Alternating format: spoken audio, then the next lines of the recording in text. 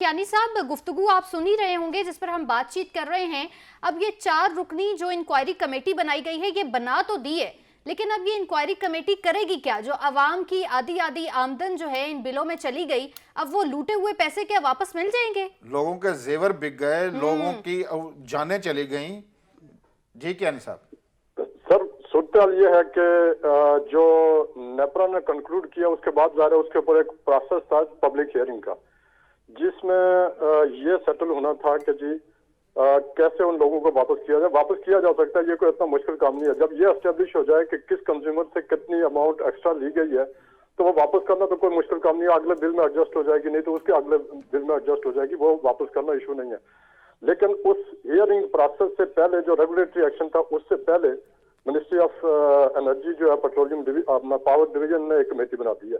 अब इसका मतलब यह है कि वो प्रोसेस मेरा ख्याल थोड़ा सा अब स्टैगर कर जाएगा, क्योंकि उस कमेटी के जो टीओआर है उसमें एक ये भी है कि जो इंक्वायरी कमेटी थी नेपरा की, उसके जो मेंबर्स थे उनको भी इंटरव्यू किया जाए और उनसे भी यानी सवाल जवाब किया जाए। मेरे ख्याल में तो एक तो पहली बात तो ये है कि जी एक तो प्रोसीजर यही है कि जी जो इंक्वायरियां होती हैं उसमें लोगों को मुख्तलिफ जो लोग हैं उनसे इंटरव्यू किए जाते हैं, उनको क्वेश्चन किया जाता है। ठीक है, लेकिन क्या रेगुलेटर को इस तरह क्वेश्चन करना चाहिए?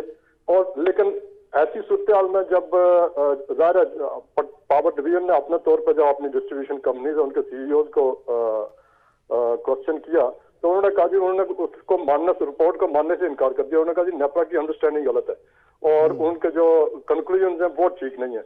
अब ये बड़ी दिलचस्प चीज है, क्योंकि नेपरा में इस वक्त मेरा ख्याल है जो भी लीडरशिप है और जो उसके नीचे जो डिपार्टमेंट्स हैं, वो सारे किसी न किसी वक्त या तो पावर सेक्टर में काम करते रहे हैं या पावर सेक्टर के एक्सपर्ट माने जाते हैं।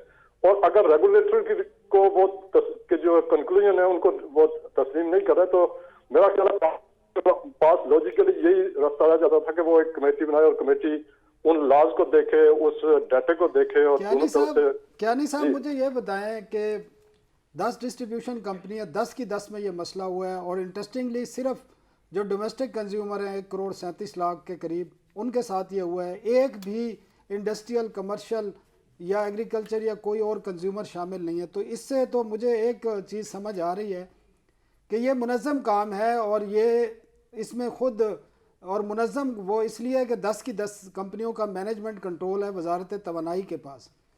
तो ये फिर कोई पीडीएम हुकूमत का कोई मुनज़्ज़म आपको एक्शन नज़र आता है? क्योंकि ये मुमकिन नहीं है कि एक ही तरह के कंज्यूमर हों और तमाम की तमाम कंपनियां मुलव्वस हों।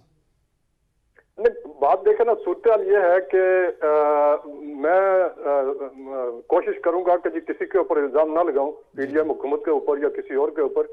लेकिन कंप्लेंट चूंकि सारी जो डोमेस्टिक कंज्यूमर से उनसे आई थी, और लेकिन उसकी जो सिचुएशन है, मतलब तकरीबन टोटल जो है वो 28 मिलियन कंज्यूमर हैं, डोमेस्टिक कंज्यूमर, और उसमें से आधे जो है यानी 14 मिलियन कंज्यूमर जो है उनको ओवर बिल किया गया या ओवर चार्ज किया गया, समहाउ उनके साथ हाथ हो गया।